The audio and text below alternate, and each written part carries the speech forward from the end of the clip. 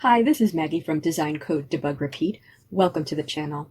This video and the others in the Chapter 2 Problem Solving with Python playlist are an introduction to the concepts you will need to program input, processing, output programs. This video accompanies Problem Solving with Python Chapter 2, but it's okay if you don't have the book.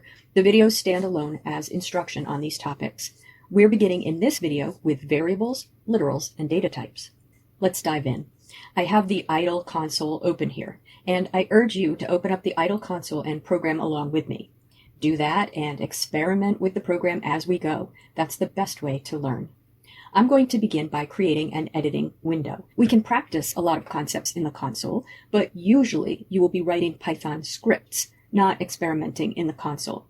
A script is saved on disk and can be opened, edited, saved, run, edited, saved, and run again as many times as you need. So I will choose File, New File, to get an editing window.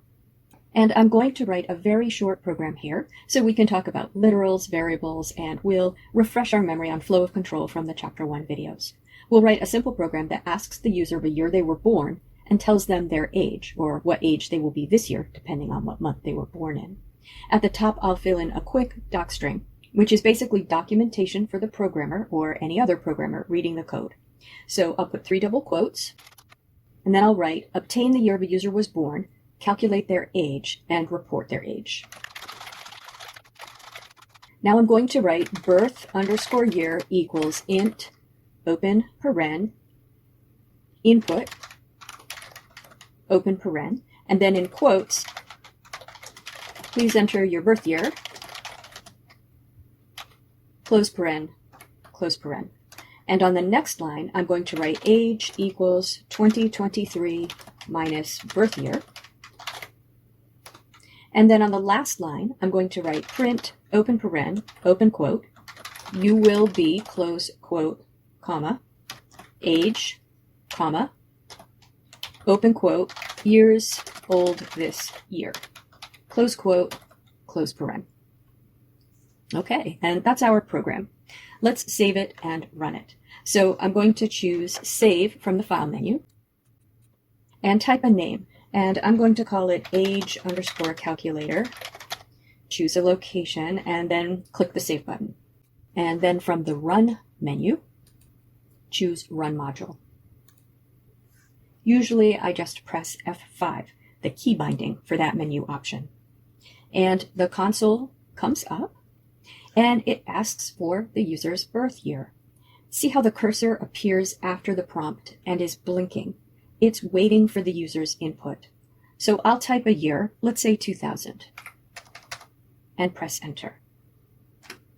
And it responds, you will be 23 years old this year. And then I see the idle prompt, the 3 angle brackets, which lets me know the program is finished executing. Let's go back and look at the program and see how the program we wrote produced what we saw in the console. So looking at the console, the first thing the program did was write, please enter your birth year. And then it sat there blinking, waiting for me to type something. And we can see that exact text here in the parentheses after the word input, which you might be able to tell is purple. The purple color tells me that input is a built-in Python function, meaning it will do something. And we can tell that what it does is displays the text that's in the quotes inside the parentheses. And then it blinks until the user types something and presses enter.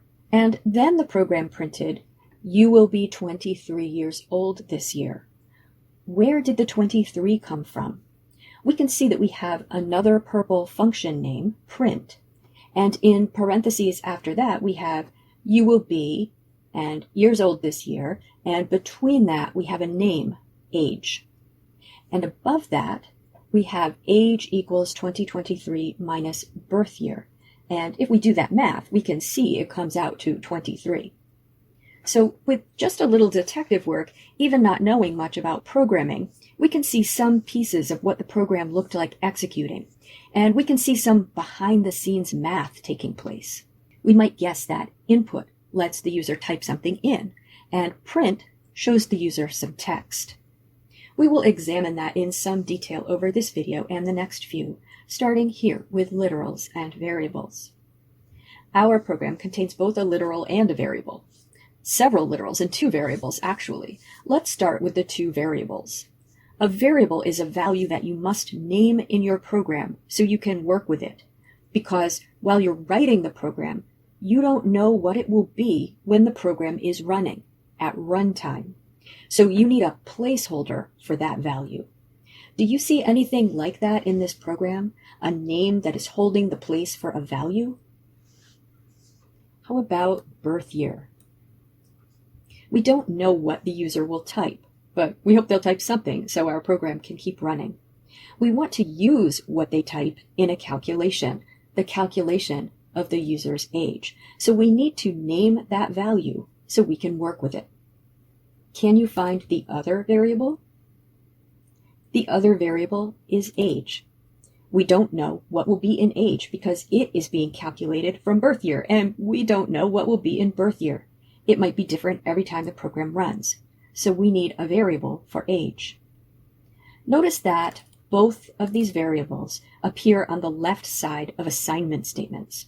An assignment statement is a statement that gives a value to a variable while the program is running, and it is characterized by an equals sign. That is the assignment operator. Forget what you know about equals from math. What it means here is figure out the value of the expression on the right, called evaluating. So evaluate the expression on the right, and then assign that value to the variable on the left. You can't use a variable until it has a value. So you're always going to see a variable name on the left side of an assignment before you see it being used in a calculation or being printed, for example. Look what happens if we try to use birth year before it has a value. I'll move age equals 2023 minus birth year before birth year equals int, etc. And then save and run the program. And name error, name birth year is not defined. And it also tells me the line on line 5. I have idle set to show me the line numbers. You can find that setting in Options, Configure Idle. And you can also show the line numbers for a single window in the Options menu of that window. You should show your line numbers because it will help you find your errors. And you'll usually have errors. I don't know a programmer who doesn't write bugs into their programs, even experienced programmers.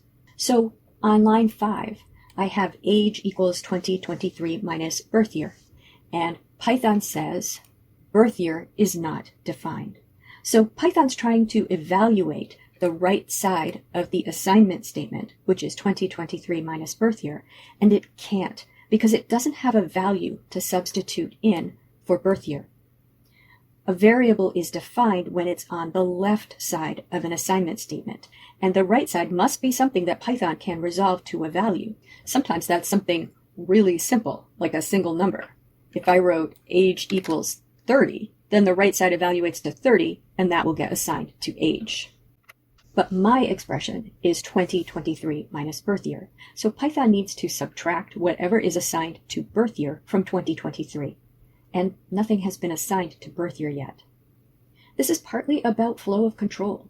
The default flow of control in a program is top of the file to the bottom.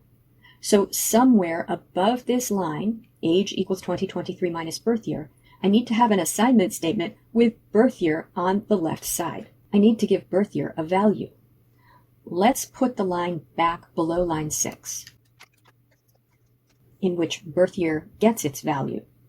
Now birth year is assigned a value on line 6, and it can be used on line 7 in the calculation of age.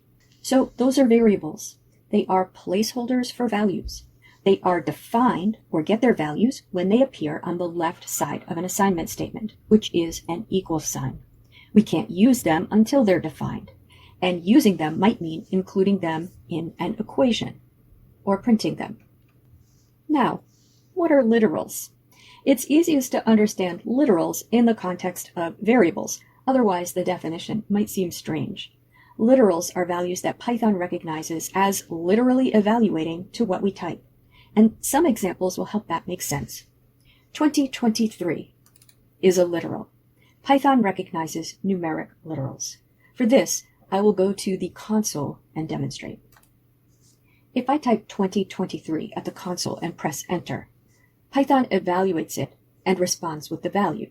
It says 2023. Let me run my program again and type in 2000 again for year. I just did that so we could assign values into our variables. Notice what happens if I type age at the console. Python doesn't respond with the variable name age, it responds with the value 23. It evaluated age.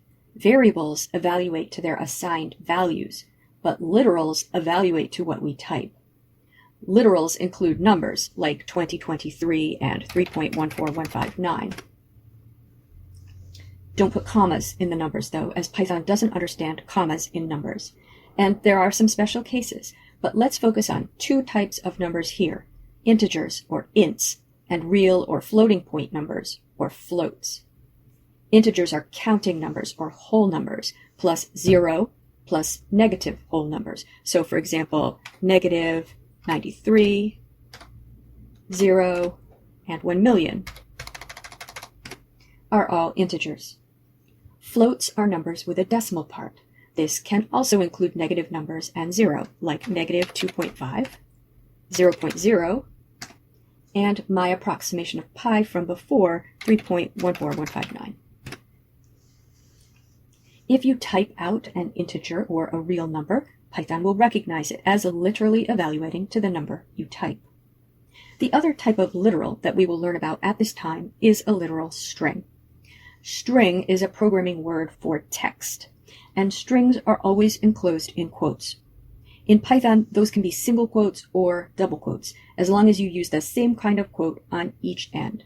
So if I write hello world in double quotes, the console evaluates that to hello world. Python uses single quotes. In Python, it doesn't matter. Both kinds of quotes can enclose a string. I could also write that in single quotes.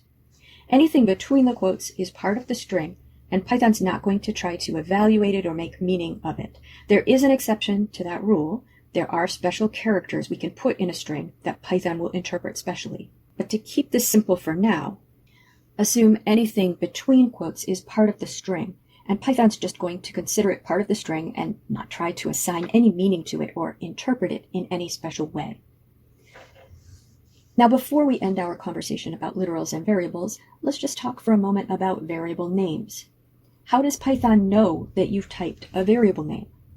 Well, first of all, because it appears in an expression in a place that a variable name can appear. So for example, on the left side of an assignment statement, or as part of a mathematical expression, or in a print statement. There is a structure to Python programs called syntax that defines what is a legal Python program and what isn't. When we write programs that violate that structure, we get syntax errors. I'll show you one simple example of a syntax error that beginners often make. I'll remove a parenthesis from this input expression. And when I try to run the program, I get a really helpful error message. At least it's more helpful than syntax error, which is what older versions of Python said. It says parentheses was never closed, and it highlights which open parentheses was never closed. With a syntax error, your program won't run because Python can't make any sense of the program. It's like if I said, ball dog owner name run. What does that mean? Python is stricter than we are about our syntax, though. We can often guess what an utterance means, even if it's not syntactically perfect. Python can't. So Python knows where variables can appear. And if it sees a word that has been on the left side of an assignment statement, it knows it's a variable name, and it knows to evaluate it to whatever was assigned to it. But there are rules about how we can form those variable names. So a variable name can consist of letters, numbers, and the underscore, and no other symbols, no spaces in a variable name. You might wonder why I called one of my variables birth year with an underscore in it where a space would be. That's because you can't have a space in a variable name. And you can't start a variable name with a number. You also can't use a Python keyword as a variable name because those words already have meaning to Python. So if your variable name turns orange or purple, don't use it. Purple words aren't technically keywords, they're functions, but you still don't want to redefine anything that Python already has a meaning for. If your variable name uses only letters, numbers, and the underscore and begins with a letter and turns black, it's probably fine. Variable names are case sensitive, and you must match your spelling every time you type the variable name. If I type birth year when I assign a value to the variable, and then later I have a typo and I write bith year, Python considers that a different variable. Or if I capitalize year and write birth year, Python considers that a different variable. If Python tells you a name isn't defined, and you know it was on the left side of an assignment statement before the error, check your typing and spelling. Your variable names might be different. Besides those rules that Python observes, programmers have conventions for how we write variable names. If you don't follow the conventions, your program is going to be hard for an experienced programmer to read. That might sound strange, but imagine if there were a red octagonal sign that said "go" on it. That would be confusing, right? You might see it and quickly think it's a stop sign. That's what it's like when a person doesn't follow programming conventions. They're putting stop signs all over their code that say "go." So the conventions for variable names are that they begin with a lowercase letter, separate words, if any, are separated by underscores, and most importantly, they're meaningful. Notice I called my variables birth year and age. When we see age is assigned the value of 2023 minus birth year, it's pretty easy to see what age represents and how it's calculated. If I had called my variables x and y, for example, the code would be a lot harder to read. The names x and y have nothing to do with the problem this program is solving. Now let's talk for a moment about constants. A constant is a name for a literal value. The literal value isn't going to change, and you could use the literal value in your program, but if you gave the literal value a name, the program would be easier to read. Do you see any literal values in this program that might make the code easier to read if they were named? How about the current year, 2023? This program is very short and easy to read, and it actually is 2023 when I'm recording this. But what if it were a long program and we were using the current year many times over? There are two advantages to making that a constant. I'm going to show you what that looks like. At the top of the program, under the docstring, I'm going to write current year equals 2023. And then in my calculation, rather than age equals 2023 minus birth year, I'm going to write age equals current year minus birth year. And suddenly it's even easier to understand what value the variable age is getting. So named constants are a way to make your program even more readable. But another advantage is they give you a quick and easy way to update your program. Next year, I can change this code. So current year equals 2024. And automatically, anywhere in the program we're using the current year, it is now updated to the new current year. I don't have to scroll through a long program, find all of the 2023 literals, make sure they're referring to the year and not something else, and change them to 2024. I know you were thinking global search and replace, but you can't do that because there's no guarantee that every literal 2023 is referring to the year. So literals, which some programmers call magic numbers, implying some incomprehensible hand-waving, are usually a bad idea in a program. You want to replace them with a named constant when you can. And you might notice I named my constant in all uppercase. Am I shouting? No, that's just the convention for constants. They are written with all uppercase letters in every programming language I'm familiar with. Again, it's something that a programmer recognizes as meaning this is a named value that should not change while the program is running. Constants are usually defined at the top of the program before the other code, or on a large project, they're often in their own separate file. That makes them easy to find and update if necessary. And just as a side note, you probably wouldn't have the current year as a literal or constant in a production program. You'd get the current year from the computer's clock. But that's a little beyond our topic for this video. If you're ambitious and this is all feeling like child's play to you, you might research how to do that and rewrite this program with the year obtained from the system clock. Now let's clean this program up and make it even more readable. Most programs have comments in them. We have one sort of comment at the top, the docstring. It's documentation, but it's not a comment. It's actually data that is stored by Python. Comments are ignored by Python.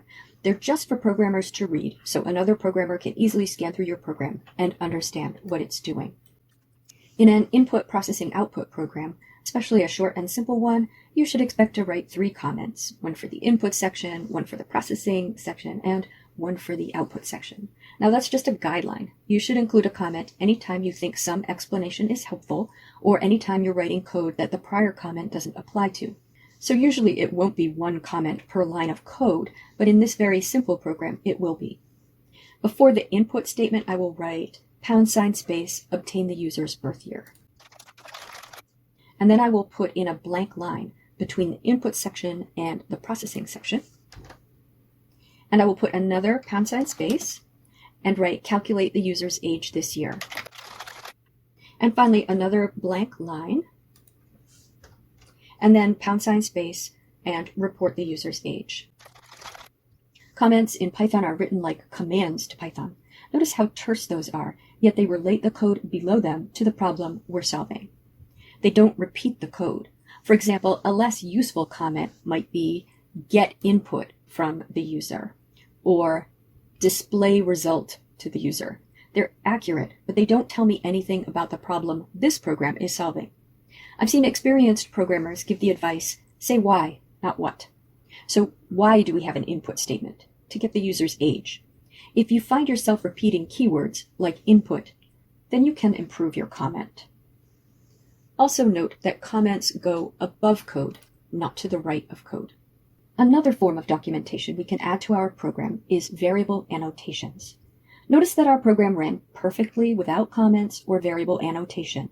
These are documentation. I'm going to put the variable annotations under the docstring, but above the rest of the code.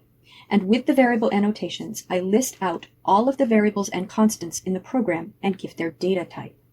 So I have 1 constant and 2 variables. I'm going to put a comment, annotate variables and constants.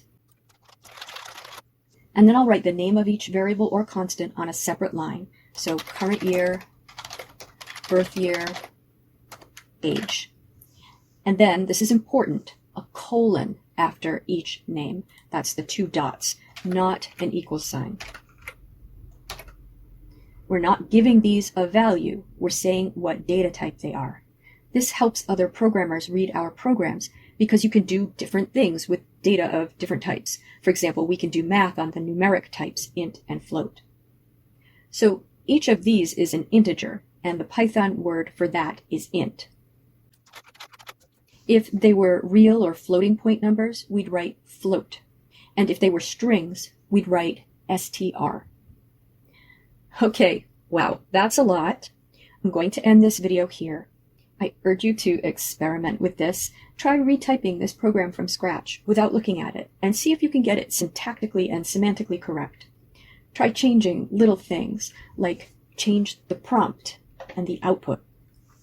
Try a different calculation. Tell the user how old they'll be in 5 years. That's a bit of a stretch because we haven't covered writing expressions yet, but see if you can figure it out from what we have here. I've also included an auto-graded exercise in the description of this video so you can practice with this code. Once you've mastered the concepts here, you're ready to move on.